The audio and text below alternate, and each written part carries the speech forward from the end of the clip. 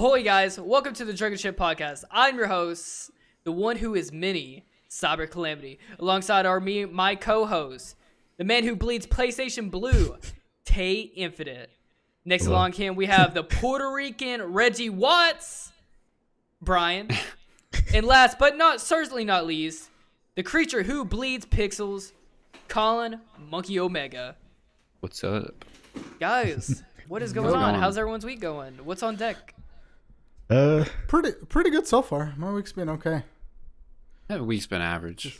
Just a normal, I don't know, boring Same days. Collins, boring days. Ugly today. How do you guys like the new intros that I gave you guys?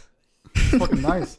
Puerto Rican like Reggie Watts used to literally be my nickname in college. I know your ID picture was Reggie Watts until they made that was one of the it. funniest things to like. It wasn't him. It was someone else. Nah, nobody noticed for like 6 months. It was the best time of my life.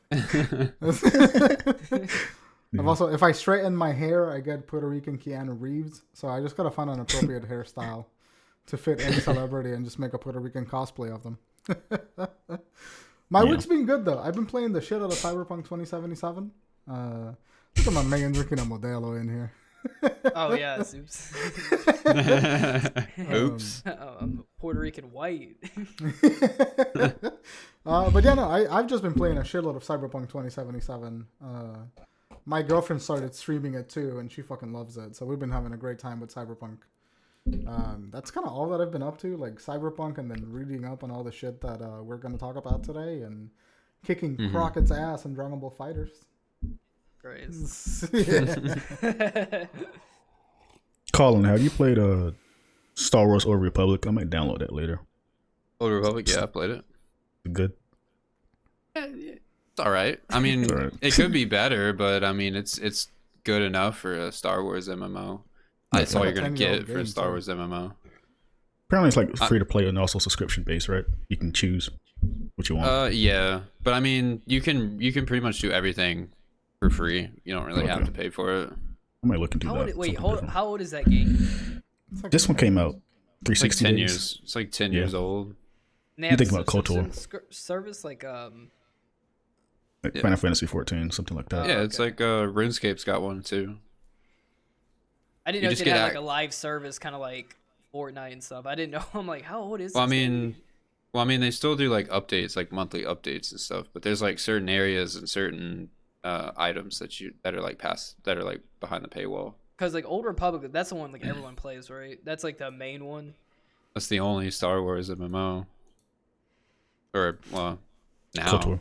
Yeah. Isn't it that? Yeah, KOTOR. Knights of the Old Republic. Knights of the Republic is a game, not an MMO. I thought it was an MMO. No, it's a single player game.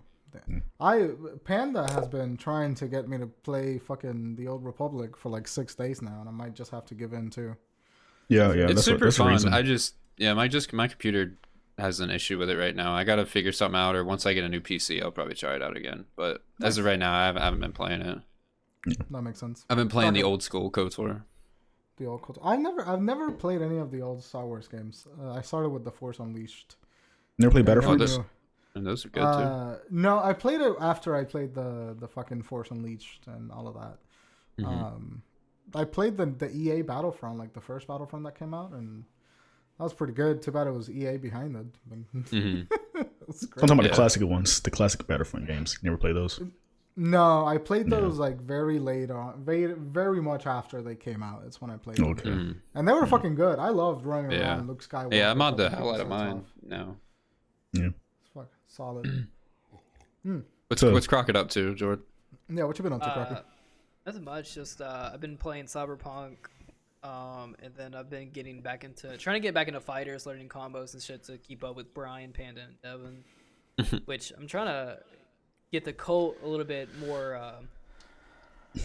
space here, because I'm trying to get Tay to come on board, and trying to just I'm waiting for December 2nd. That's when the holiday sales for Steam happens. Hopefully it affects fighters, because I don't want to pay $6 for fighters. BT Dubs, Ninja Storm 4 and all of its DLC is $60 on Steam right now. $50. That's too much. Yeah. If it drops down to 20, which it might during December, I will call I just bought all of the Ninja Storms, like from the first one to the fucking fourth one for $60. Okay. Oh, that's not bad for $60. It is the entire franchise. It's 4 about games. 5 games, right? All DLC for it. Yeah. It's pretty great. So I'm gonna get into that. I played it, and the animation from CyberConnect is like, delicious. They've always been great with boss battles, and epics and stuff. Is Kakarot like that too? Isn't it developed by them? Yeah, CyberConnect, yeah, it is. It is developed by them. I thought they just did the cutscenes for some reason, but it's fucking great. Yeah. What have you guys been watching? You guys have been watching anything new? Mando. That's it. I'm watching Digimon too. I've been watching. So I've actually been weirdly getting into like reality shows lately. What? So I've been a reality show. I've been rewatching Ink Master. And then I also started watching Forged. Ink Master is really good. I like Ink Master. But I've also been watching Forged in Fire, which is actually pretty damn good. That's a new Netflix show, right? It's the like blacksmithing competition. It's actually pretty fun. It's actually pretty interesting. There's a Netflix show I want to get into. It's called it's like Earth, but it's for aliens. Like a hypothetical, like if aliens exist in different planets and they I know what you're talking about. Oh yeah, I might watch that later too. They did a show similar to that a couple years ago. They did with like Stephen Hawking, I believe. It was like a History Channel special or something. Yeah, I don't know if it's the same thing. I haven't watched it yet, but yeah. I just watched I'm Thinking of Ending Things, the Charlie Kaufman film recently. What a fucking exhausting movie to watch. What movie is it? Who's Charlie Kaufman? He did Eternal Sunshine of a Spotless Mind, and then he did great movie. John Malkovich. He also did Adaptation with Nicolas Cage. He writes a lot about like sad. No, it's a lot of movies that make you. John Malkovich is fucking hilarious. John Malkovich is really funny. Yeah. Yeah. But he writes a lot about like just not being himself. Like he really hates who he is. So he just writes about being other people. And it's some of his movies are fucking great, but I'm Thinking of Ending Things was as good as it was exhausting to watch. It was like I walked out of that movie feeling like I ran a mile. It's fucking awful. That was like watching Uncut Gems. Like that was. It's like you in that movie, the puddle of sweat. You're like, geez. Movie stressful since the first 5 minutes. You're like ever having a panic attack. Like just talk and stop talking over each other. Jesus Christ. It's a great movie though. Close-ups too. The fucking like shaky ass fucking cameras like right here. He's like, ugh. Yeah. Dude, did anyone else like? Colin, have you seen it too? No, I haven't seen it. Oh, dude, you gotta watch Uncut Gems. But dude, it's so like that closet scene is so fucking funny to me, where he's like texting and then looking. Like, she's right there on the couch. This is such a creep. Oh man, that's like my favorite scene of that movie. Before we get stuck into the topic here today, I just want to say Colin might be the angriest person I know. Why? He's not angry. Because me and Colin streamed Left 4 Dead, and Colin got so pissed off at that fucking game, dude. It was I was getting very mad at that game. I was playing Left 4 Dead, and I was getting Left 4 Dead because Colin rage quit on me in the middle of the Bro, no, first off, we haven't even started yet. My game crashed twice on me. So I couldn't even get in the game, first of all. And then my game was so laggy. I was literally emptying entire clips into zombies and they weren't fucking dying. And then when the game finally caught up, I was like down and like had no health. And I was like, fuck this game. That was so kind of sounds familiar. Jesus Christ. Sounds familiar to my experience with a certain game that makes me so angry. Oh god, yeah. Boy, I want to make a suggestion on the show right now that we have Colin have his own show called Colin's Corner, where he just fucking lets rip on a game, dude. There are some games I despise, bro. There are some games I really hate. Colin has that fucking hate in his heart, and then he hates like 60. You hate the 60 frame argument. Yeah, I get it. Let me talk about that. Aren't you playing at 60 frames? No. I could do a new video on my fucking Do I what? Is it Left 4 Dead on your PC should be 60 frames now? Hello? I don't know if it is or not. Yeah, God, that's what I meant to it. He's like, no, it's not. All right, let's get into the topic. Guys, we'll talk about that later. Let's set sail on this bitch. Come on now. All right, December 10th, guys. Walt Disney Company. Who wrote You don't this? have to read all of it. Just All right, so we got listen. D23. So we got a buttload. Read it word for word, Jordan. I will. Jeez, you know I Word can't for read word for word. though. They busted a fatty on us with a ton of shows, bro. Like they put, damn, dude, we getting so much content. I'm stuffed, boys. I'm definitely hitting that 230 weight. So we got WandaVision. We're getting our Christmas gifts early. We got WandaVision. Release date January 15th. We got Falcon and the Winter Soldier, March 21. March 2020. We get Loki, Hawkeye, Marvel's What If, Miss Marvel, She-Hulk, Moon Knight. Am I missing anything here? Armor Wars, Secret Invasion, Ironheart. God damn. Jeez. I know. Ant-Man, Quantumanium. Isn't that right? Doctor Strange, Quantumania. Multiverse of Madness. And that would be also tie in with WandaVision. I forgot to add too. It's the Guardians of the Galaxy Holiday Special and I Am Group show. Oh yeah, and then also motherfucking Fantastic Four film was announced as well. It's in a video thing. Yeah. I can't wait for another Fantastic Four to do awful again. I know. I saw your tweet. Why do we keep trying with this series? Let's go down the list. Just go down the list. Yeah. Because all right, so we got a trailer for WandaVision. Guys, so let's start with who should we start with? Bryan, let's go ahead and start with you. Oh, start with me? Okay. I am the most cynical piece of shit when it comes to Marvel content. I have for the last 2 years I fucking hated Marvel movies. I've had not a good time with them. But now after this like fucking announcement, I'm like actually really excited for phase 5 of like the Marvel shows. Or like slate 5 of whatever's going on with Marvel right now. I'm really fucking hyped. The trailer for WandaVision was one of the most interesting takes on a superhero thing that I've seen in a while. It looks so much fucking fun to like explore all of this weird genres and like single camera sitcoms and I Love Lucy reference that they threw in there.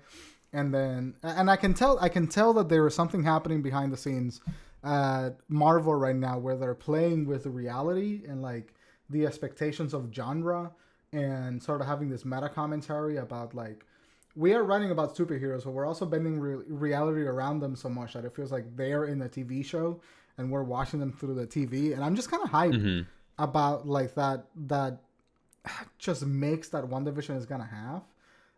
Because that looks like a very, I don't want to say the word experimental, but in comparison to everything else that Marvel has been doing, WandaVision feels like a good jump into like trying out some new shit.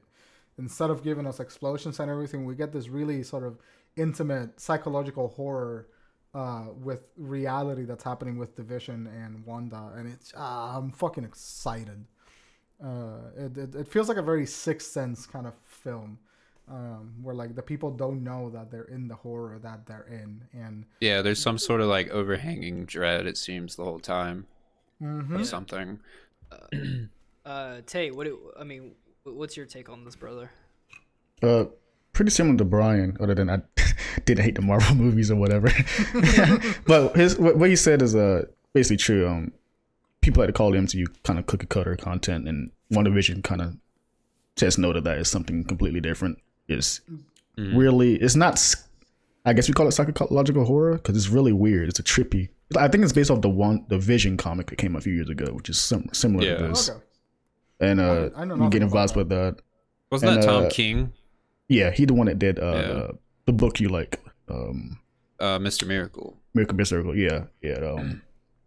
Because it looks weird. I wonder, because if you guys didn't know, this movie Wanda is in Doctor Strange too, and I wonder how this is gonna end with that, how it's gonna lead to that, or she's also mutants are coming, so are they gonna play with that?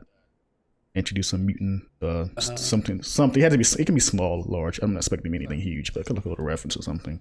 But that's why I'm so excited about. That's why I'm so excited about WandaVision is because it ties into Doctor Strange. Right. And if WandaVision is playing with reality so much, what kind of cosmic threat or reality bending baddie are we going to be dealing with when it comes around to Doctor Strange and the 3 Spider-Man showing up. It just opens up a lot of possibilities that I'm like personally really psyched about. And that's what I was gonna say. And this leads to every show on the list. But I'm just gonna throw it like I tweeted out the other day. Like I think I said this on the podcast too. Like while these shows are exciting for like I guess MCU fans, Marvel fans, but I have a fear that the general audience may be confused with the movies now, because Disney is putting their foot on the ground and like saying you got to watch these shows to understand some elements in the movies.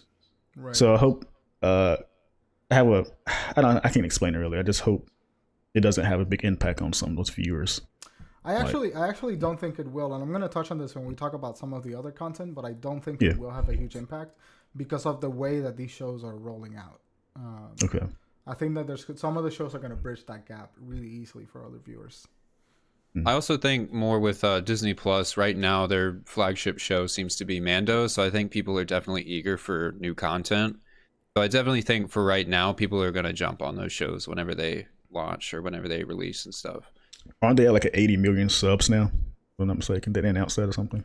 Yeah, I think so. So something around there. They jumped up tremendously. And then plus they're expanding now to other countries and different platforms and stuff. Yeah. Mandalorian single-handedly saved Disney Plus. Yeah, it really did. It's the only thing up there.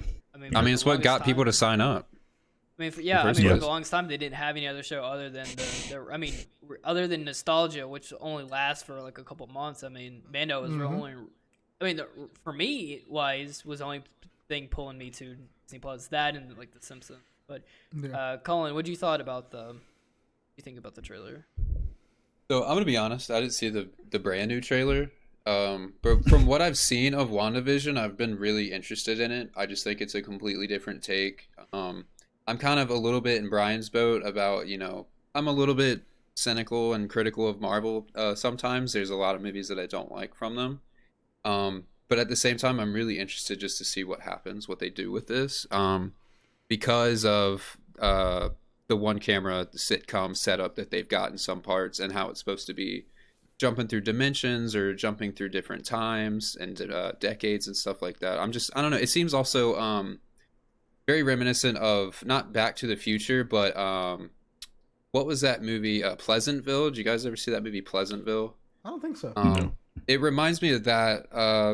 I think it used to be a TV show, but it's an old movie. They made a movie with Tobey Maguire and somebody else, but they get sucked into an old 1950s TV sitcom, and they're like kind of stuck in there, and they got to figure their way back out to the real world.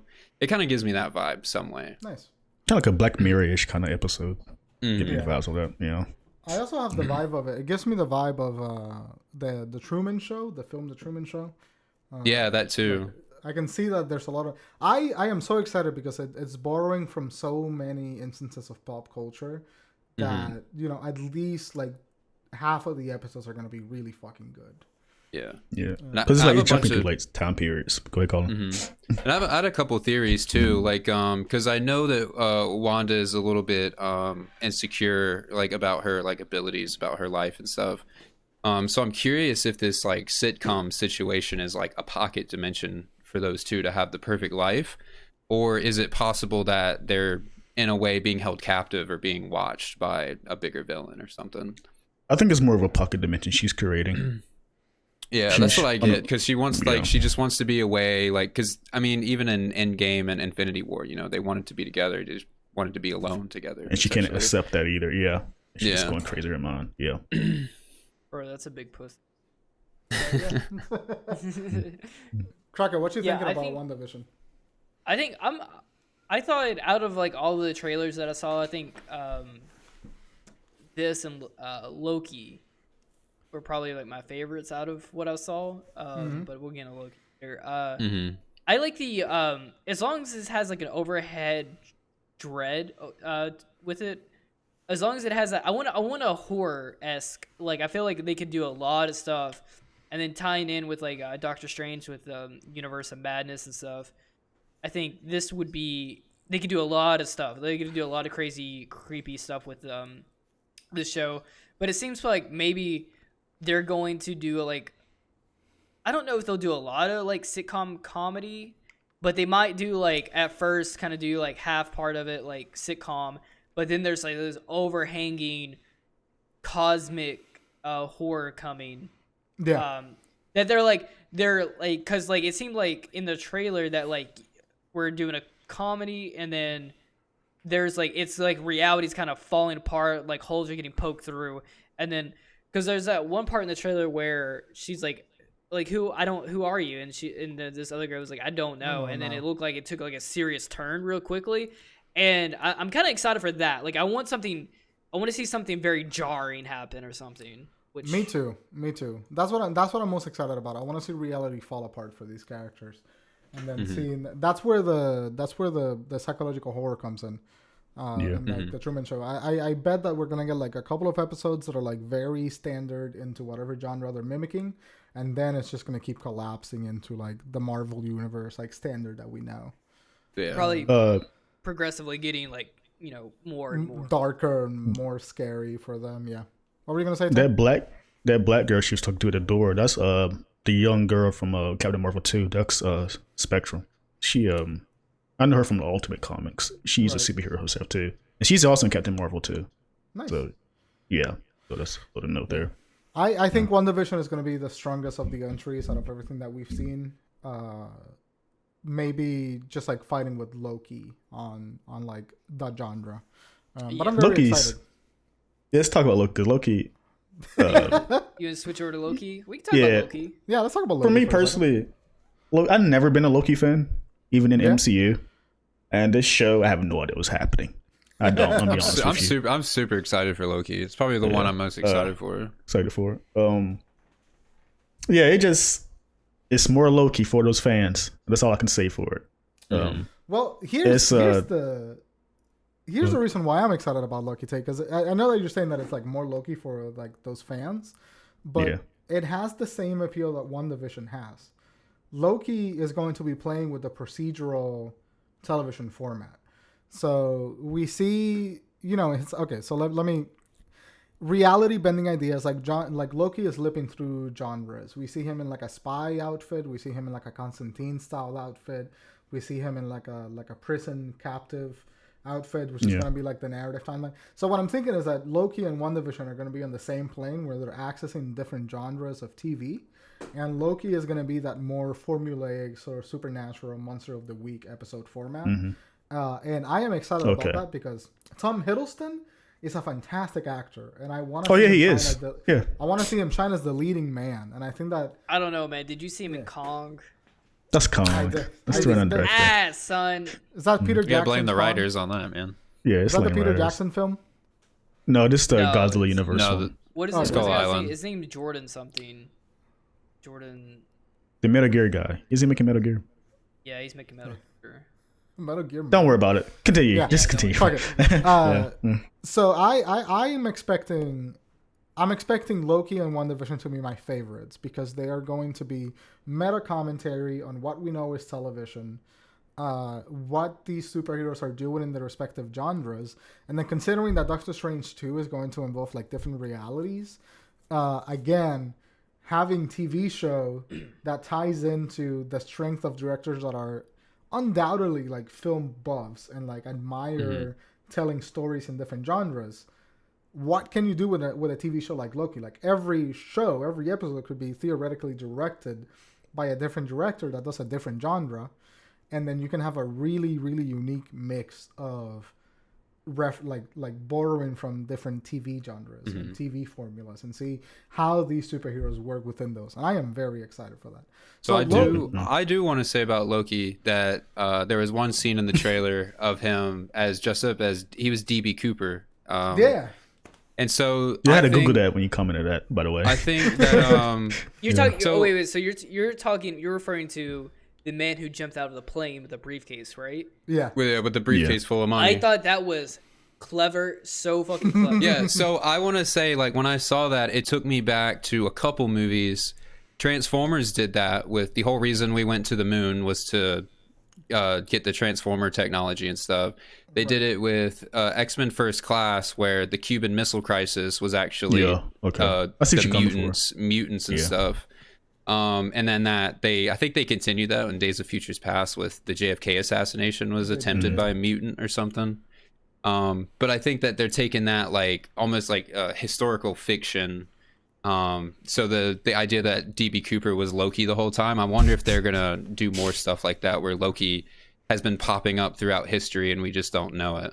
Right. I think he's going through time. Cause he's a president in one of these, which is straight from the comics, by the way. That costume and that scene was from a comic. He looked just like it, but he's a where he's president.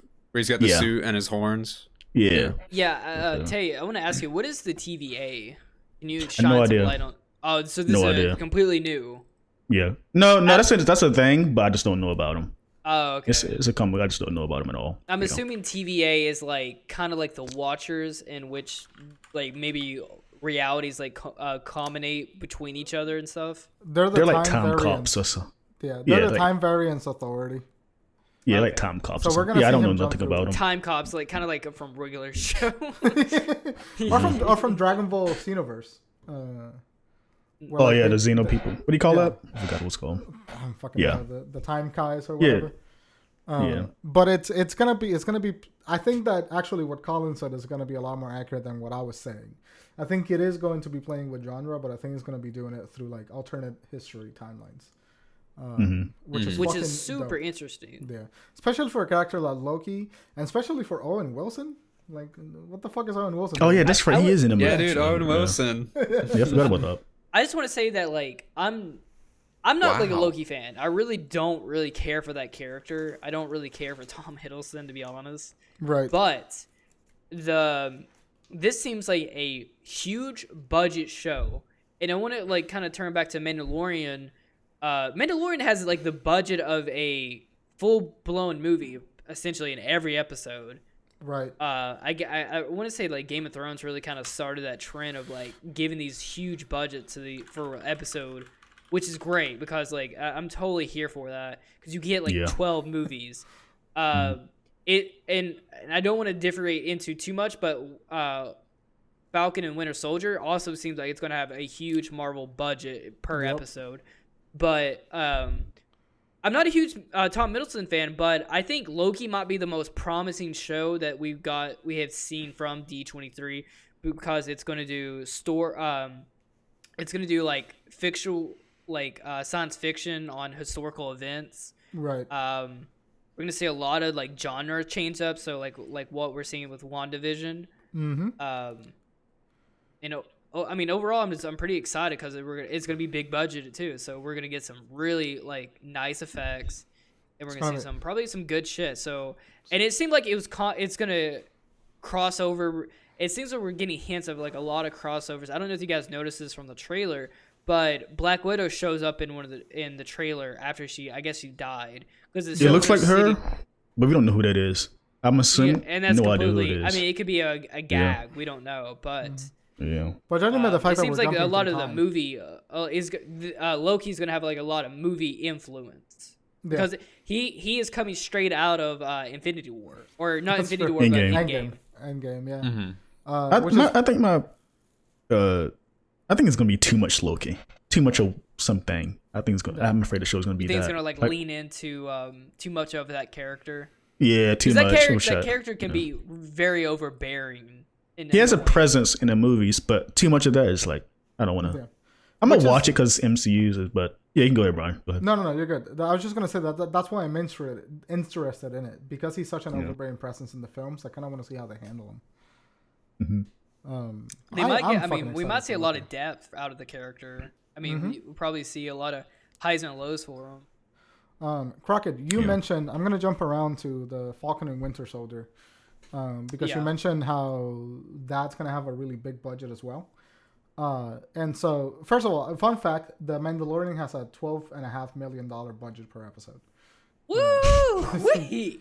Fucking massive. Boy. Shows. It's $100 million Fatty. for a season. An episode of Family Guy is around $10 million as well. Yeah, but I that's don't because see it. everybody. Why? Hold on. because Wait. Stop the podcast. Why? That's because Actors. everybody that's acting in it wants to get paid like a $10 million, like $10 million Jesus pay. Christ. Either that, plus I believe they have to pay people out for the jokes they make too. Yeah, I will licensing too and all references. of that. Yeah. So Mandalorian definitely has a big ass budget, and what I am seeing with like Falcon and Winter Soldier, I'm not excited for Falcon and Winter Soldier. I am hyped. Yeah. I am hyped. That's my most anticipated MCU show. It's going to Really? be. Yeah. And I can see why, because it's going to be like a really like an interesting buddy cop dynamic between like Sebastian and fucking. They had great chemistry. So yeah, they do Anthony have great Mackie. chemistry, and it's going to be a great buddy cop like action, like more of what we get in the movies, but like episodic, and with a really cool character dynamic. So it's going to be fucking fantastic. And I think that this show, Falcon and Winter Soldier, is going to be the thing that really ties in together shows like WandaVision, and then people that are watching the MCU movies, they're going to want to bridge into the Falcon and Winter Soldier and then get caught up with the rest of the shows. Yeah. And I'm sure that's what Disney's capitalizing on. I do worry some things because TV shows are getting sort of like, I mean, we're talking about $12.5 million budgets. So TV shows are getting to the point where they're kind of catching up with cinema. So me personally, I'm worried about the implications that that's going to have on the theater structure. Like when a show like Falcon and Winter Soldier makes it. It's Go ahead. funny you mention it because the way, I don't know where I saw this from, but Falcon and Winter Soldier is, like you said, it feels like a 6 hour movie. The way it's shot and how it's produced, it feels like an extended version of the movies.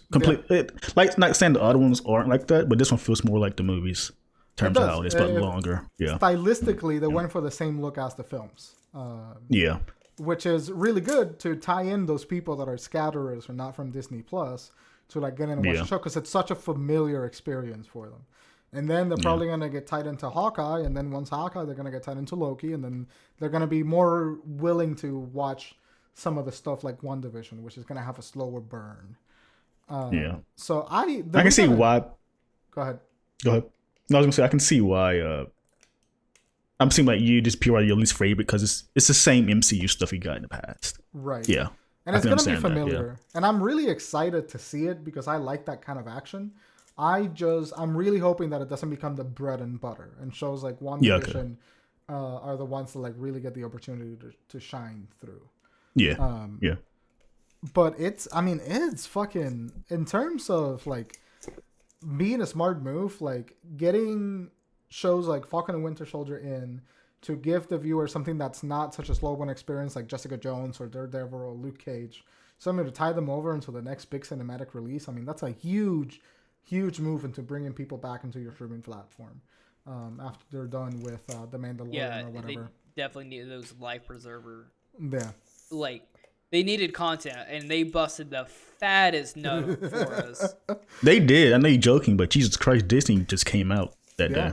And they just don't also talk about own Marvel Star today. Wars, right? Because I mean, we talked about Star Wars last week. Yeah.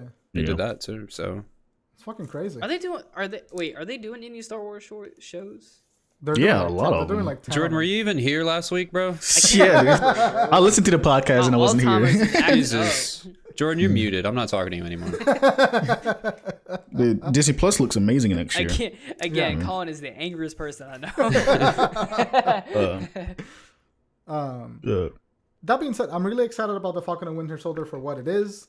I'm excited about seeing smaller stories. Like, let's talk about Hawkeye.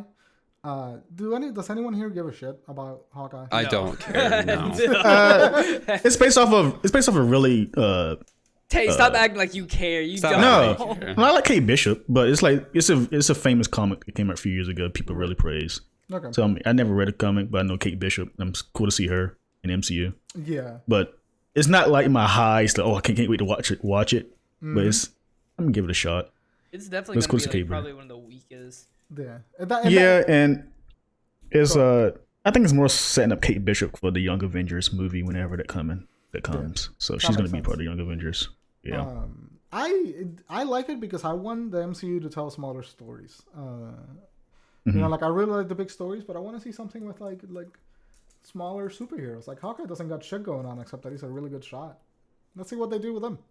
What does he do? Hawkeye's cool, but he sucks in MCU kind of. He's cool in them comics. Yeah. In the comics, he's fantastic, but in the movies, he's just kind of bland.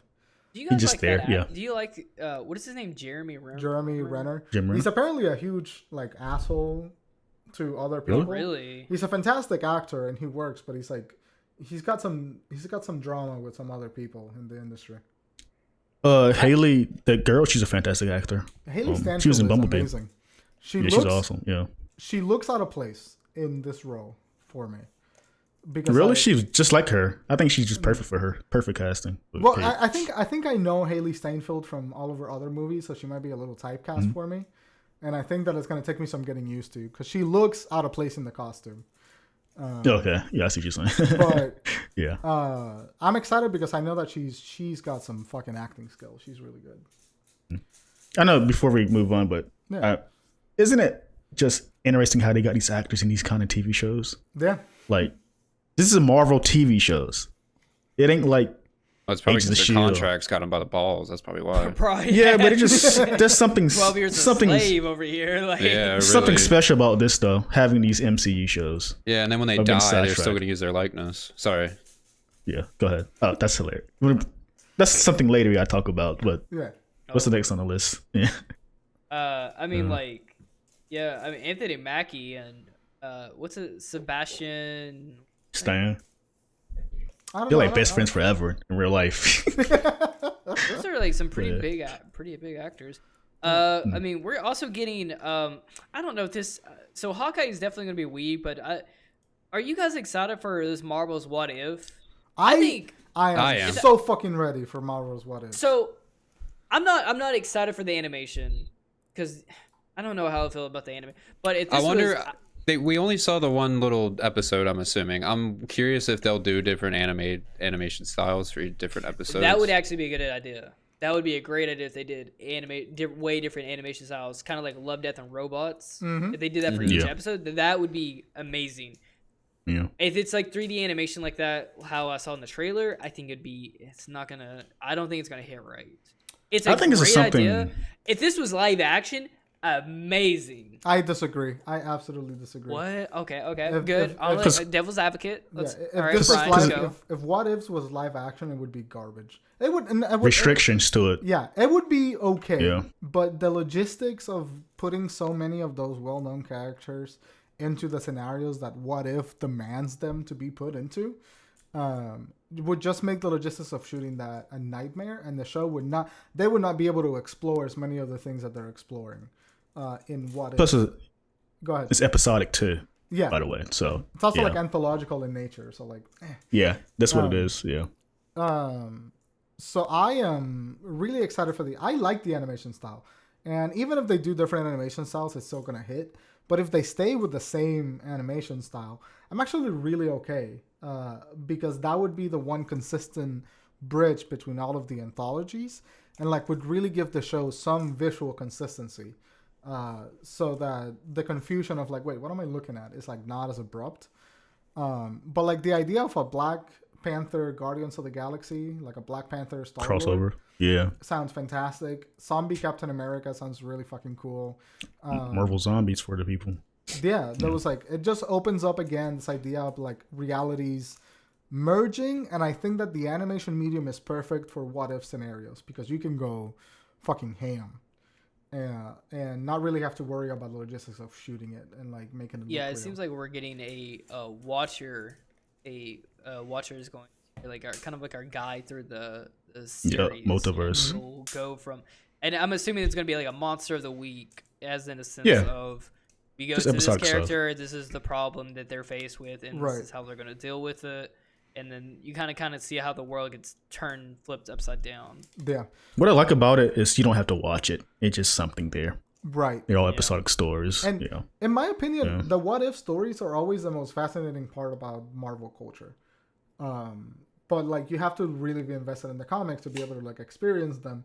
And I am so not into the comics that like jumping in is intimidating.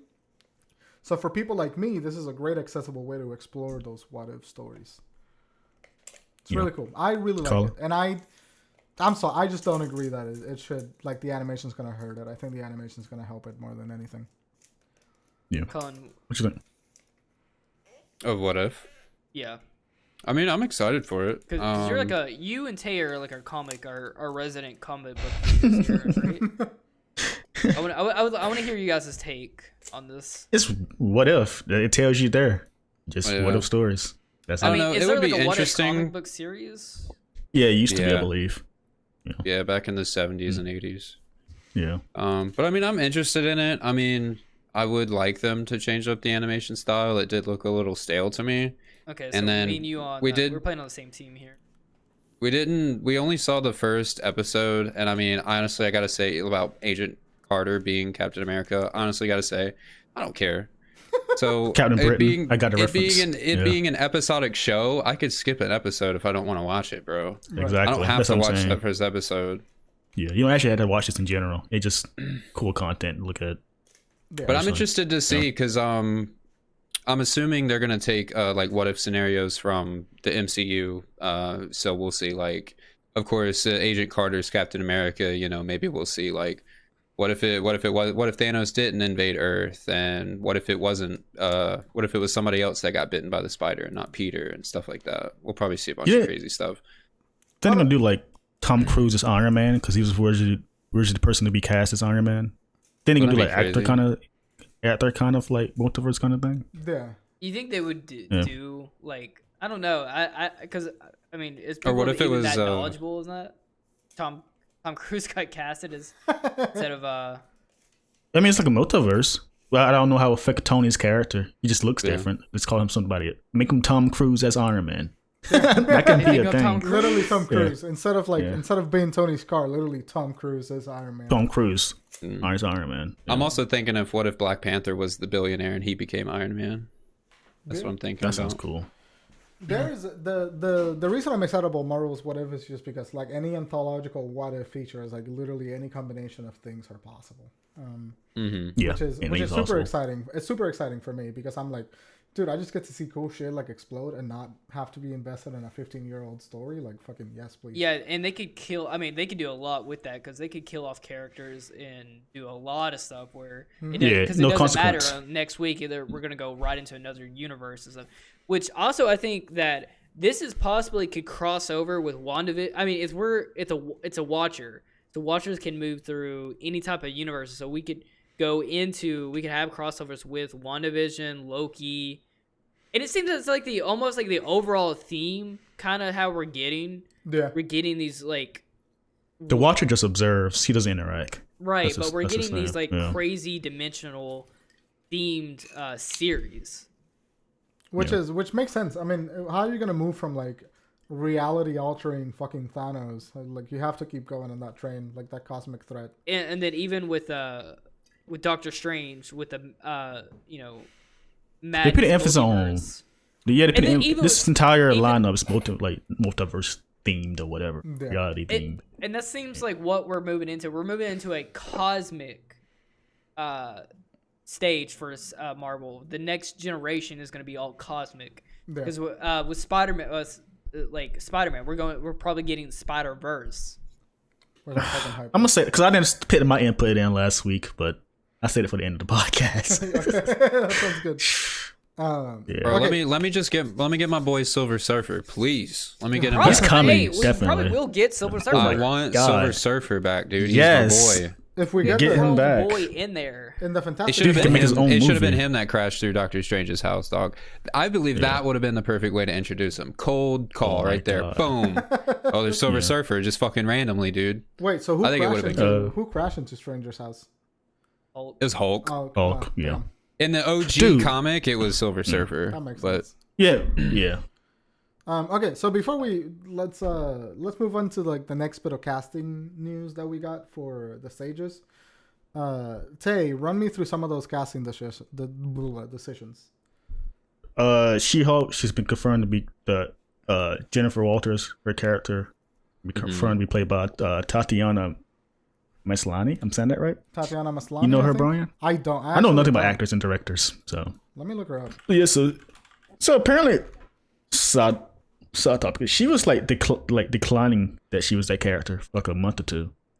But it was confirmed that she was her. For some reason, she kept declining it. She probably had to, dude. Yeah, Disney had a fucking gun to her head. Yeah, she's from Orphan Black, from? Which was a fantastic show. I don't know who aired it, but she's a great actress and she's really well suited for action sequences. Yeah. Mark Ruffalo returns as the Hulk in the show, and I'm excited for this one. Tim Roth returns as the Abomination, and people have been asking, "Where's Abomination?" Oh, dude, that's awesome, dude. You know, they're setting awesome. up, right? They're setting up with the Thunderbolts. They're definitely happening. And someone leaked that like a year ago. Some person. I don't know why Marvel hasn't announced that yet, but that's definitely happening by far. Yeah. The Thunderbolts. I can't wait for that. Moon Knight is how we got a casting for him as Oscar Isaac. Yeah. That was been confirmed. That Yeah. is Yeah. fuck. Oscar Moon Isaac. Knight's gonna be really great. Yeah. It'll be interesting. Secret Invasion, which was a new one, but people were expecting it to be a movie event, but it's actually a TV show, which is interesting. Samuel Jackson's coming back as Nick Fury, and Ben Mendelsohn's returning as Talos, that Skrull guy he played Okay. in the movie. And it's gonna cross over most likely to Captain Marvel. Okay. Yeah. Ironheart, which kind of shocked me. Is that the black female Iron Man? Iron Man? Yeah, Yeah. she literally came out probably like 3 years. 4 years ago. Yeah, She's new. I She's remember new the now. comics when Yeah, she came out. I'm really excited to see that. That should be fucking interesting. her comics are mediocre. Her comics. what Yeah, I I heard like people mediocre. did not like her. Yeah, they didn't like her comic. Yeah, her comics. Maybe I know her. I mediocre. never read her comic, but I knew her introduction. I know her origin, but I never read her. Yeah, I remember seeing her coming, but I never read her solo stuff. that makes But sense. go ahead, Brian. No, I was just gonna say I'm Yeah. excited because it's like a black female superhero. Yeah. Which is something that we need, I think, in the MCU at this point. I think we fought our fix of like burly white men superheroes. Speaking of black people, Brian, just say you hate Don- women, man. No, Say- I hate white men. speaking of black just say you people, hate them. Don Cheadle returns as War Machine in Armor Wars. Boo! You don't like Get War his Machine? ass out of here. Yeah, I really War Machine don't is more care for interesting Don than freaking Cheadle as Tony. War Machine. I like Don Really Cheadle don't. though. I don't think I like Don Cheadle as an actor at all. Honestly, I don't like anything he's in. Apparently, this is a random drop. Guardians of the Galaxy Holiday Special is coming, 2022. Like a Star Wars. It's gonna holiday be- special? I think it's gonna be before the movie comes out of that following year, That makes something like sense. So that. we're gonna have like Thor in it. Probably. Oh That'd be yeah, great. that's right. That'd be great. Probably. Thor. And I Am Groot is getting TV shorts. I assume it's animated. They need to let that die. We got Baby Yoda now. Yeah, Um, they kind of Baby Yoda. They're toy Grogu? sales. They're toy Come on, sales. That's son, literally what change they that are. Name up. But as that's for the Marvel Yeah. TV shows. But with the movies, Doctor Strange. Did I put Doctor Strange information in there? Yeah, Doctor Oh, yeah, Strange and the Multiverse of Madness. It's confirmed to be tied in with Spider-Man 3. Yeah, It's interesting. and with WandaVision, which And- is also really great. Yeah. We have the And, Ant-Man movies, Quantumania, which like Yeah, Ant-Man 3. looks goofy. King as the fuck. Conqueror's coming. Let's go. I don't know anything Doctor about Strange. King the Conqueror. Hey, guaranteed the Fantastic Four is going to appear in that movie. And I cannot wait. They're going to make a cameo in that movie. That'd be great. Cannot wait. Because King the Conqueror's like the main guy there. Along with Really? Doom. Bro, so you mean I gotta Yeah. watch shitty Ant-Man to look at the Fantastic Four? Dude, Ant-Man. Ant-Man 1 slaps. Ant-Man 2's You gotta mid. get him I to don't- you gotta put yeah. some butts in them. Ant-Man Dude, What's all the Ant-Man movies are garbage. No, You the like one them? that was almost They are the directed by- Second weakest one's link mediocre. of MCU. Listen, they are, but I can Ant-Man 1 consider was that. good. Yeah. Ant-Man 1 was good. Ant-Man was awesome. I love They're Ant-Man fun. 1. I mean, they're comedies. Yeah, I guess Yeah. it's like a different take. It's like a Yeah. action comedy. That movie's going to be crazy. Ant-Man 3. there. You think Doctor Strange is it? going to be worse? Yes, it? it is. Is Yes, it? it's Kang in there. Get hype, son. Get the hype. I mean, Colin, But, devil's advocate on this one. Is it? Speaking of Fantastic Four, and oh my god, Dude, I cannot wait for MCU Fantastic Four. Dude, you never read a Fantastic Four comic. I can't wait for the it first to fucking family. fail again. No, that's Let's a guarantee. go. Three That's a strikes and guarantee you're $1 billion. out. It's gonna. That's a guaranteed $1 billion. This Yeah, movie's you gonna know, be awesome. you know why it's a guaranteed $1 billion? Because everybody let Fantastic Four fail because they're waiting for the MCU to launch one. So it'll be a fucking amazing fucking movie And it because will the be. MCU made it. we didn't And let it Oh will my be. god, this is the greatest And it- Fantastic Four movie because it Disney will be. made it. Fuck the And it other will be. three. No, Have listen. you Fuck seen off. 2015 Fuck film? off. Colin? We getting. And I can say the Colin's same corner right thing- off the no. bat, baby. Let's go. I will agree with that because Fox messed up both Fantastic Four They and did. X-Men wait. for years. Everyone calm down. Let's take it one at a time here. All right, take go. I am tired of Fox ruining easy to write characters and make them tired of stuck in Disney the early putting their green 2000s. fucking fingers and everything, bro. Leave it alone, dude. Let At them least just it's die good. in peace, bro. At least it's good. I don't Because want to watch my freaking. Marvel they were so salty about Fox having Fantastic Four that they refused to print Fantastic Four And they had comics. every That's right fucking to. petty. That is fucking petty as fuck. They had every right to.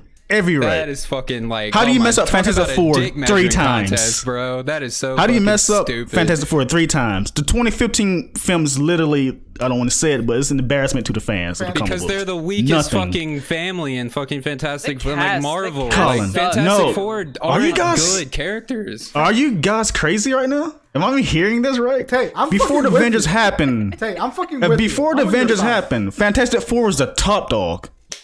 Avengers took their popularity since the movies. That's Fantastic Four, Avengers wasn't even relevant back then. I'm gonna be honest with you. It was about the Fantastic Bro, I Four. don't think the Avengers are great X-Men, at either. They became Spider-Man. popular because of the movies. Fantastic Four is like probably Stan Lee's most prized possession next to freaking Spider-Man. Yeah. So Fantastic Four is what gonna be we're a saying- very special hold on, film. hold on. Yeah. So what we're saying, so we can definitely agree that definitely the movies are definitely the weakest of Fantastic Four, but the comic version is like god tier. Can you guys? You're they Alright. wacky We agree adventures. on That's this, alright? literally what they are. We're gonna have to- Yeah, we're gonna have to you meet can some get middle crazy in ground Fantastic here. Four. I will say, we didn't let Fantastic Four fail. Fan Four Stick was a garbage film, riddled with production problems. It was. The only movie, Yes. the only Fantastic Four movie that I consider to be good is that Jessica Alba one, and it's not even that great, but it's The first a one? good film. The first Yeah. one, yeah, and, Yeah, and that exactly. and we have to thank Fantastic Four and the X-Men for being the people that took the risk in making superhero movies in the first place. Like big franchise superhero movies, we owe that to Spawn, to Blade, and to the Fantastic Four film. Like without those movies, we wouldn't have the MCU today. So, Tay, I'm with you. I'm excited as fuck that there's gonna be a good Fantastic Four. I also agree that Disney gotta chill the fuck out and like get their hands out of something. Okay. But it's gonna be a good Fantastic Four movie. It's just the point that Fantastic wait, Four. 100% sure we can't agree that, or we can't just confirm that it's gonna be good. I know it's gonna be good. The track Hey, record. here's a No one statement. under- I don't think it's gonna be Here's a true bad. statement right now about Fantastic Four. Here's a true statement. Okay, Disney's making a Fantastic Four movie, and it'll be a movie. it will be a movie. Yes, that, There's your true we cannot fact. disagree with this. You this motherfucker. statement. No, I don't think. I am the most No cynical one- bitch in this room, and I'm excited for this movie. Like, No one understands cannot- how important Fantastic Four is to Marvel. Yeah. That's like their pride and joy. Next to freaking Spider-Man. Well, You're gonna just get a come from love me. with that movie. I'm All right, the cool. That's so fucking great. Like, fantastic. They fucking are they gonna fucking like limp on they're that fucking forward. crutch for the rest of their fucking life? Marvel is like Yeah. 100 years old now. Are they really gonna keep pulling the Fantastic Four card every time? Yeah. Yes, because it sells. People love Fantastic Four. It's a huge following for that people. Apparently not. Not in the Especially past for decade. older fans. That's because they made Yeah, bad because the movies. content sucked. Yeah, exactly. Because they made bad Marvel movies. didn't even own those products at the time. They had good comics. Jack Hickman. I can keep on going for days. Can we Read that We're run. gonna have to name this. We're gonna have to name this podcast the Fantastic Four. Taste debate, Tangents man. versus Collins. What's your Oh my Collins thing? God. Listen, Go ahead, All Brian. right, Sorry let's to cut hold you on. off. Let's just Yeah. move. Jeez, we can't. I got one spend last the thing to entire say. I got podcast one on last the thing four. to say. Yeah. Me Alright. being the cynical fuck that I am when it comes to movies, I cannot argue with the fact that Disney's business model and Disney's approach to filmmaking gets results. So, whether you like the Fantastic Four movie or not, Yeah, because they're fucking slave drivers. Yeah. That's why it gets results. Because no one's checking them. I mean, I totally get it. But that Like the whole Facebook shit. But- Because they get away with so much because no one checks their fucking shit. I totally agree with you. But that means that Fantastic Four is going to be a good movie. That's just it. It's gonna be a movie. I won't A say good that it'll be movie. a bad movie. It might, I think it's gonna be I up there think with it's gonna hit Ant-Man. either mediocre or good. I think it's going to That's- be up there with Spider-Man, with all the Spider-Man movies. I think that's where it's going to be up I there. think it'll literally be passable, and that's. You the are- Yeah, I extent don't think you of guys it. realize this is the next. I think This it'll is the be next passable. big thing here. This Colin, movie's gonna be. I stand by it. Colin's the angriest person I know. And I'm saying like you like it or not, this movie's gonna be very important structure to the MCU in All general. right. Oh, that's fine. Crockett, They move can be us as on. important as they want, as they Very think they important can be. movies. Move us on. Let's Crockett. keep going. Very important, Guys, Fucking hell. all right. So, Bryan, you wanted to talk about some WB streaming stuff? Yeah, so Warner's Brothers, and this kind of ties into the bit that I talk about the cinema, like the theater industry sort of collapsing in itself as a result of all of these like big streaming, big budget television programs. Warner Brothers recently made the decision that all of their big theater releases that are slated for 2021 will release simultaneously on HBO Max. So those things being released on HBO Max at the same time that we have that theater release, what it does is that of course, it's going to dry out more of the cinema industry more than we are now. And in the middle of a pandemic, that seems justified. But let's assume that while the time that this is kicking in, cinemas have reopened. And so we're going to see a lot of revenue being taken away from cinema and being put back into these streaming platforms.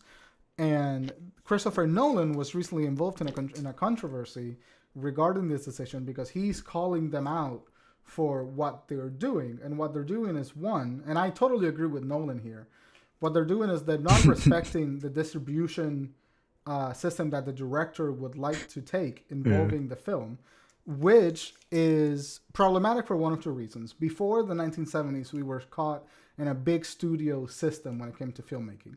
You were not the lead man of your film. You were directing the film, but you worked for 20th Century Fox or whoever it was, and they kind of gave you everything you needed, and you had to work within their parameters. And then in the 1970s, we saw the golden age of cinema come through as a response to that system because the directors wanted more independence with their art.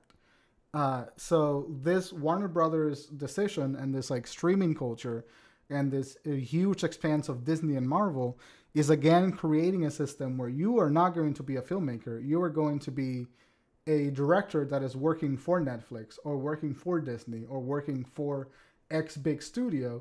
And there's not going to be a lot of creative control between films. So I am actually really, really upset about that decision, along with Christopher Nolan, because if you as a director can't choose the way that your film is distributed, then you lose creative control because it's whoever is paying you or whoever is your main back-end instructor that's going to make that decision for you. So if you can't make your profit in the box office, then that is going to change the entire economical backdrop of the cinematic industry. And so now we won't be seeing projects led by directors. We are going to be seeing directors get hired, get paid a one-time fee, and everybody working in that film is going to get paid a one-time fee. And the royalty paycheck and the way that these people live off of royalties from working on these projects is going to be changed entirely. So people below the line are really going to suffer because below the line, people get a sense of royalty. Like, for example, not below the line, but like smaller actors and actresses that show up in big productions, they live off the royalties. What you're saying. And if there are no more royalties for distribution, then their economic plan falls through. And people are no longer making a sustainable living off of acting in these smaller roles. Which, to some people, is like, oh, fucking boo-hoo, get a job. But it's and I get it, but it's such a huge economic shift that is only going to benefit these massive corporate studios more and more, thus diminishing the approach that smaller filmmakers can take to make independent content and reducing and collapsing the system that has worked for hundreds of years, not hundreds of years, for like 100 years when it comes to filmmaking. So I do think that the decision for streaming services to be the next distributor, while convenient, I think unless the economic plan adjusts to meet the needs of that and meets the need for their below the line crew and small actors, then I think it's a move in the wrong direction. And I think Christopher Nolan is absolutely right. It sounds like we're about to eat a lot of a quality shit sandwich, as in a sense of like we're not going to get any indie films, we're not going to be able to take any risks on. Let me butt in here, and correct me if I'm wrong, Bryan, because you're more the film guy than I am. I think the whole not being able to release a film the way you want it to be released is a total cop-out, because inevitably those movies are being released on DVD. Disagree. Inevitably those movies will go online so you can buy it. Inevitably it'll go on a streaming service. So I think the whole like, oh, I can't put my movie in a theater for 6 months is total crap. Disagree, because there's a lot of implications that come with that. One, if your movie does not release in theaters, you're not eligible for an Academy Award. Well, then change the Academy rules. Well, See, if you're gonna change one thing, you would have to change the industry, Well, which that's I what guess I'm you have to saying. change the Gonna you have to be- change the culture in general. yeah, which is gonna be a fucking nobody's gonna want to do. right. Well, that's what I'm saying. I'm saying like if you want to accommodate all these streamer things, then you have to accommodate the whole economic structure of the industry, because otherwise it's going to fall flat on its head.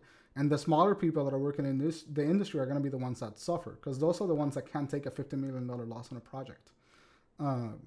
So it's like movies come out on DVDs, but as a director, I would typically get to choose with my investors who is distributing this film.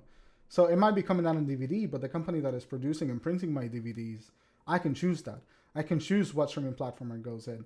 I can choose who gets to release my content.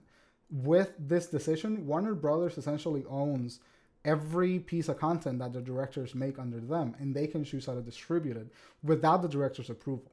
And that is a big But problem. haven't corporations been doing this for years? They did the same thing with Zack Snyder. They do it with Joss Whedon. They did it with what's his face, Mark Webb. They do it with everybody. And that's what I'm where saying. they either take a vision, they either cut up the movie the way it wasn't originally imagined, or they creative Sam differences. Raimi is a good example. Spider-Man Yeah, 3. And it's that- just stuff like that. I feel like they've been doing it all the time, and now with like I don't know. No, sort of. I think it's while I do agree the budgets and stuff can change, can kind of make the quality of the show Yeah. decline in a bit. I think it's more old man yelling at the sky, angry because things are changing partially. This is like I said again for multiple times, the way things are coming, and COVID it made it faster is how we're coming to streaming services, and I don't think Nolan wants to. I get where he's coming from, but I also think he's also like old man yelling. That's how the industry is changing. If Nolan was doing yeah. what Spielberg was doing, where Spielberg was just complaining about rule changes in the Academy, then I would agree with you Yeah. about the old man yelling at the sky. But Nolan is talking about the Yeah. economic backbone of the industry and how these decisions are being made without the economic backbone of the industry in mind. And that in itself is going to create a crash in the market, allowing big corporations like Disney and Marvel, which are the same people, and other stuff like that, to like take a massive control of the environment in which movies are produced, drafting us back to a movie system like the one in the 1950s, which was met with a lot of directors didn't have control of the property, directors didn't have control of anything that was going on. There was no risk taking in the film industry. And it's cyclical because that happened in the 1950s for a reason, and then in the 1970s we broke out of that. So we're going to spend another 20 to 30 years in this big studio system, and then independent directors are going to just be like, fuck that, I want to do my own thing, and then we're going to break into the independent director thing again. However, the difference here is that streaming platforms are changing the way that people make money. But the way that people get paid that are not making these big executive decisions have not changed. So people that are working, crew members and actors, will lose money, and that will go to the big companies, and that is the problem. It is not the adaptation. Isn't it a thing that Netflix cancels their shows after 2 seasons so they don't have to pay royalties or some crap? I don't Isn't know. there some shit about that? I don't know about that, but I wouldn't be surprised. Like I heard something about like they do it because of like a really shady money reason. Yeah. And that happens all the time. And without unions, because it undermines cinematic unions, it undermines filmmaking unions. And without that, then the workers get abused by these big companies. And that's where Nolan is getting at. Nolan may be an old man yelling at the sky, but the economic structure of his argument is completely sound. Yeah. Anyway, that's it. I've ran way over past my thing. So Yeah. Yeah. Just to we'll take a little bit more time. What little time we have left. Yeah. Colin, I know you had a lot you want to air out this thing. You something about a new DMCA bill, and I kind of want to give you like a little bit of leg room to move around with this because it's a pretty hefty thing, and we might even break this over into next week. But go ahead and hit us with that fatty hitter, bro. So I believe the vote doesn't. I think they're voting on it tomorrow. So Friday, whenever this episode goes out, they're supposed to be voting on it apparently. But it's not like a new bill in its entirety. It was kind of slapped on the ass end of this omnibus bill, which is I guess a bunch of bills being passed and stuff. So we know that the music industry has always been shady and corrupt, and Yep. So on December 10th, political prostitute Senator Tom Tillis, he snuck an aggressive DMC proposal, basically onto the ass end of this bill. I would assume in the attempt that it just gets pushed through, because it seems like they're really trying to push this thing through really fast. That's absolutely the intent. They just stack it on, and then they hope that it doesn't get challenged. Yeah, they do. Like, you'll vote for a fucking bill, like a prop, like 25 or whatever, and then there's like, you're like, oh yeah, it's like, yeah, I don't want pedophiles to get out in like 5 years, and then there's like something about like, yeah, we're allowed to poison the water, the drinking water of the town. You're like, well, I don't agree with one part of it. Vote on that one. Anyway, go on, Colin. Yeah. So the proposal states that DMCA violators will be met with felonies and possible jail time. So this could include Twitch, YouTube, maybe even TikTok, just any sort of content creator. So Tom Tillis, I forget where he's exactly a senator of. I really don't give a shit. Tom Tillis, he's been receiving hefty. Is that North Carolina? Let me check. No. It might be North Carolina. I swear, I think I've heard a Tom Tillis commercial though. Yeah, he's been receiving hefty donations from some of these big music organizations. Let me break some of these down for you. So the biggest donation is $20,000. All right, let me just put that into perspective, bro. That's fucking chump change, dude, to get bought out like this, dude. In my opinion, and the lowest donation being $1,000. And some of these companies are iHeartRadio, Sony, Disney, Universal. These big ass corporations, and they're dishing out fucking chump change to this dude. Like, dude, is it really that easy to buy you off, bro? Like, let's raise up some money, boys. I think we could raise up a little bit more than the fucking $100,000 that this guy's got in total. I would fucking love that. If we could crowdfund an anti-donation campaign for that. Yeah, and there is a hashtag and stuff going on right now, because it is they say the office has apparently come out and said that streamers are exempt from the rule, broadcasters, like live stream broadcasters and stuff like that. I'm going to read some of these rules directly from the law or from the paper. So in particular, the act will provide the Department of Justice with the authority to bring felony charges against a digital transmission service that, one, is primarily designed or provided for the purpose of streaming copyright works without the authority of the copyright owner, and then has no commercially significant purpose or use other than to stream copyright works without the authority, and then is intentionally marketed by or at the direction of the person to promote its use on streaming copyrighted works. So a lot of that would be like, 123 movies, these torrenting websites, these file sharing websites. You could even say there's some of these live streamers on YouTube and Twitch that like 24-hour like broadcast like cartoons and stuff. Right. You would even say it might target them. Would it even target like people who stream like stuff onto like Twitter and stuff? Because I know they're like, you could upload like a full episode of Billy and Mandy onto Yes. Okay, you can target that too. Yeah. So what has people up in arms is that the bill is so vague. It's in this gray area where they've come out and said that, it won't affect streamers, but I've read the rules verbatim. That's how vague they are. Yeah. So that they could sit there and say like, streamers are exempt, but at the same time use these rules against us to say like there's this weird loophole in it. And they absolutely will use them against us. Oh yeah, definitely. So this is what's got people upset. Brian, and because don't worry about what is Brian doing? What are you doing? I don't know. He's measuring his dick over here. Like, I don't know what he's... Stop. What are you doing? Stop. Just fidgeting. And also just because of the vagueness of the bill, it doesn't state like how long the music or the copyrighted material needs to be broadcast. So whether you have a 2-second clip or a 1-minute clip, there's no difference. Yeah. There's also we're unaware of the statute of limitations on this because apparently Trump got a DMCA strike on one of his White House videos. Does he get in trouble for that? What the? Because he's a stupid president.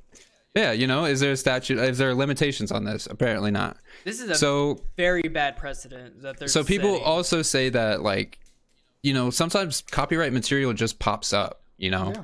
Like say I'm on stream and some of the sound alerts and donation alerts are little clips of music or clips of sayings and stuff. What if somebody walks into your room and they just happen to be playing music?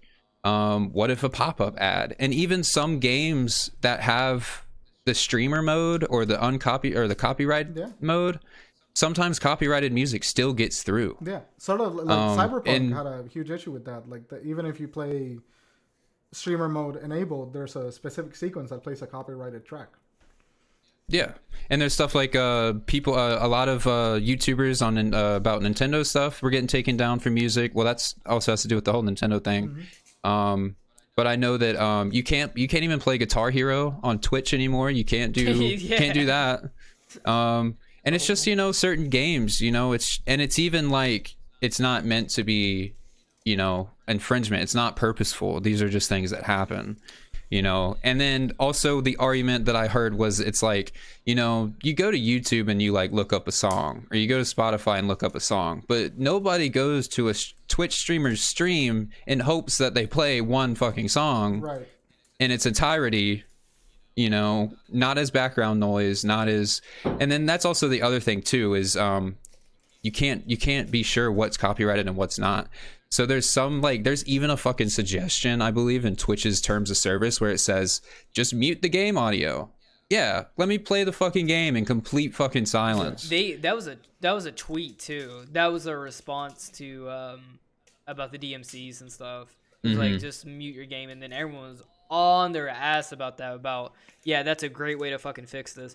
Which I feel like YouTube started this shit too. It's like this is where it kind of stems from. Was like YouTube being so aggressive with their takedowns and their like copyright strikes. So I don't think that YouTube is a good guy in this story, but the music industry itself was the one that started this. Their profit margin was in the fucking ground before YouTube became a profession. Before you could be a YouTuber, the profits for music were on the ground. And then instead of dismantling the system, music companies decided to make money off of it, and then the copyright system had to be created.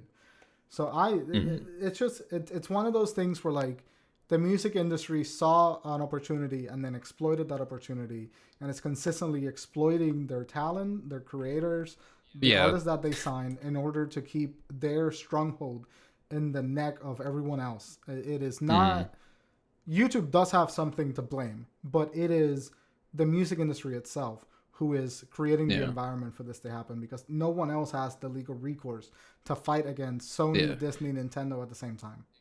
Yeah, exactly. So like all these small YouTubers and Twitch streamers essentially would be fucked. And then it's also the fact that some people have mentioned that this would technically be an unenforceable law, because that would mean it would put millions of people in jail. Or millions of people would be fined almost immediately. Because and you would do it. Some people could do it and not even realize it. Right. Exactly, and that's the thing. And then also, I watched a video, Some Ordinary Gamers on YouTube. Oh yeah, I like that guy. He mentioned, I love his channel. Bryan kind of looked like that guy a little bit. He mentioned Bryan looks like what's the name? Completionist. The completionist. I have a funny story about that. Colin, go on. But he mentioned that say like you accidentally just played 3 seconds of a clip and you're like, oh fuck, so you either have two choices. You can kill your stream right then and there, or you can continue the stream, and when it's over, delete the VOD and pray to God nobody digs it up. Right. So now, and even by third-party websites, which some of the time Twitch will allow you, especially if it's I'm assuming for legal reasons, they will allow you to dig up a deleted VOD. So it's also that, like, what are the limitations on that? Are you going to dig up something I did 15 years ago and now I'm being prosecuted for it for a DMCA? Just because someone wanted to make a quick buck off of my video. Exactly. I feel like it could also be a red scare too. People could use DMCAs to like attack creators that they don't like. Absolutely. With all those YouTubers who are getting like hundreds of copyright strikes a day from just random people who don't like them. Yeah, I think this has already been has already been happening. Yeah. The big corporations. So I'm all for DMCA. Sorry, Bryan. No, you're good. I was just gonna say that the big corporations don't give a shit about the small content creators like ourselves. Oh yeah. Yeah. So I always think, the music industry is one of the most exploitive industries, in my opinion, in terms of exploiting the artists as well as the public, in terms of having access to such music and properties and stuff. I am all for like DMCA. You know, I believe artists should have their work copyrighted. It should be protected. You know, you should pay for it. But I believe that the DMCA laws themselves are completely outdated. They need to be revised. But that's the key word. It's like artists need to have their work copyright, not multi-million-dollar corporations. Artists need to have their stuff copyrighted. The individual. It's not going to the artist. It's going straight to the company. It is like the corporation has it copyrighted. I guess that's how like Fortnite keeps like stealing all these like dances from people who make them and stuff, and they don't never get any compensation. Yeah, there's that whole thing too. And I mean, I don't know. I've also heard that about just YouTube content creators, like people who like parody stuff. You know, I've seen people parody cooking with Babish or binging with Babish all the time and stuff. And you know, would that be considered like an infringement and stuff? And then you know, these small content creators, you know, so a YouTube video, I could go and steal a YouTube video right now and I won't get in trouble for it. I might be, you know, labeled a plagiarizer and stuff, but legally I can do that. YouTubers' content isn't protected. It's not copyrighted. Which I don't know. That was the whole DMCA thing. I think they vote tomorrow. I really hope to God it probably won't go through. I was about to say, is like, what is the name of the bill? And I was about to say, like, call your local senator and tell them. Yeah, the name of the bill. Let me pull it up. It's like the day they vote. I think it's called like the Protective Streaming Act or something like that. Something dumb.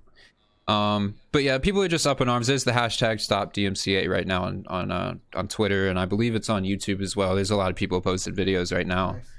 Nice. But you know, it's just the fact that, you know, they keep saying that, you know, it's not going to affect us, but the fact that the bill is so vague and in such a gray area, you know that it's for nefarious. It seems for nefarious purposes almost. It's almost like directed at punishing the public. Yeah. I totally agree. I think we're in a very precarious state and culture where entertainment is being dominated by the media conglomerates, and it's really scary to be a small content creator, to potentially be a small filmmaker, to be anyone that makes something that is not backed by a multi-million-dollar contract. This is really scary. Yeah. With these new laws coming. And I've also they also say that YouTube with the DMCA strikes, the idea is that just for some people, say you play like a 30-second clip of a song. Say I played, I don't know, a song from Sony. Sony then has like not the right to claim the 30 seconds that I played. They claim the whole video 100%. And as a small content creator, you have no way of fighting that. They're taking 100% of the profits now from your video because you played 1 second of the song. So compared 30 seconds of an accidental soundbite to, let's say, a 10-20 minute video, that whole video is now claimed. Crazy if I was a YouTuber with $1 million with 1 million followers, I would be insane. There is actually a big issue with that. Star Wars Theory. He's a big YouTuber, Star Wars YouTuber, of course. I love that guy. He's awesome. He did an awesome Darth Vader short film, fan film. Right. I've seen it. Yeah. And Lucasfilm or Disney came in and tried to claim it. But it was Lucasfilm that stepped up and said, "No, Disney, you can't do that." Well, shout out to Lucasfilm. Honestly. So. Yeah, shout out to Lucasfilm for that, because Lucasfilm, they have stood by their fans, especially when it comes to fan animations and fan stories and stuff like that. That was Nintendo's problem. That's the huge problem with YouTubers. Yeah, Nintendo content creators. Yeah, Nintendo still has that problem now. You can't make the fan games with their characters. Yeah, fan games. Well, Sega lets you do it. Yeah. Yeah.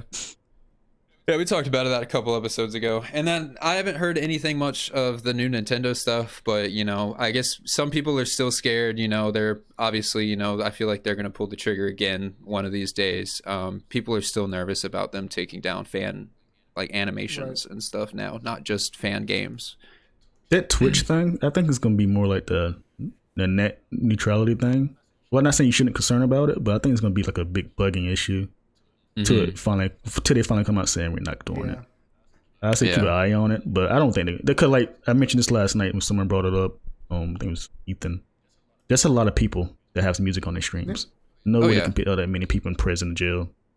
I know that's what they were saying. It's kind of an unenforceable law at that point because so many people would technically be violators, even people who aren't aware that they're doing it. All right. Sometimes you just click on a video or you click on an ad and it just starts playing music. And I mean, not even just streamers, people, maybe you post something on like a little, what if, okay, so say like if it does apply to Twitter and everything like that, what if I'm out, me and you guys are out at the bar or something and there just happens to be music playing at the bar? Are we going to get in trouble? YouTube used to do that. YouTube does that. I'm not sure they still do that. YouTube used to have a problem with that. You couldn't play music from even though you're playing in the background of the party, you'd be in trouble. See, and that's what a lot of people are worried about. Is just like you're becoming like an accidental felon at this point, which seems insane. It's gonna be something iffy. I don't think it's gonna happen, but it's something you should keep your eye on. Yeah, I think it's one of those. Yeah, I don't think it's gonna be too crazy, but because of the vagueness of the bill, it's definitely something to just watch out for. Yeah, it's one of those like business people being petty, and it's too petty to actually happen. Yeah. I think they're just trying to get some money out of people, whatever. But I mean, voting is Friday. Voting's tomorrow, so I'll have to see. He's in Florida, by the way. Don't tell us, by the way. That makes fucking sense. No, he's in North Carolina.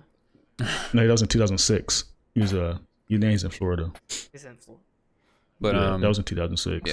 But let's voting's tomorrow, so I'm gonna check and see what the news is tomorrow on it if they vote tomorrow. We'll give you guys an update. Keep you updated. Yeah. Because we are definitely running over time. Guys, thank you for making it to the end of the podcast. I hope you guys enjoyed kind of like this new format that we're trying out, and it's going to be making little tweaks and turns with this, and hopefully you guys enjoy this new format we're trying to pull off here. It's going to be like kind of like a growing process, so like we're going to kind of do week to week, and then we're try to improve the show for you guys. But guys, thank you so much for making it to the end of the show. If you want to follow this podcast, we do on YouTube, Spotify, Apple, I think, what does it take? Just Amazon. Say podcast services in the description below. Every podcast service you guys can listen to us there, or if you want to watch the live show, you can watch us on YouTube. Guys, we also have a Discord community. If you're a small streamer, I would highly recommend you guys check that out. You can post your when you go live there. You can link up with other players if you want to play like other games. We do a community game night every Saturday, and then we're gonna start doing movie nights every Sunday. So guys, definitely check out the Discord. And guys, thank you just so much for just coming out and hanging out with us. We really do appreciate it. Bryan, where can they find you at? They can find me on Twitter at BryanOmega, and they can find me on Twitch at BryanBrowny. Colin, where can they find you at? I'm on Twitter at _Space Whales and Twitch at MonkeyOmega. And Tay, where can they find you at? You can find me on Twitter at _TayInfinite, Instagram _TayInfinite, Twitch TayInfinite, and I also do a PlayStation exclusive news series on Drunken Ship called PS Insight. So, which is PlayStation fans, check that out. Hell yeah. That's a large portfolio. What I was doing right now, no news today, but go ahead. Guys, if you want to follow me, you can follow me at cyber_calamity at Twitter, and you can follow me on Twitch at CyberCalamity. But guys, thank you so much for making it to the end of the show. We'll see you next week, and stay golden. Adios. Bang.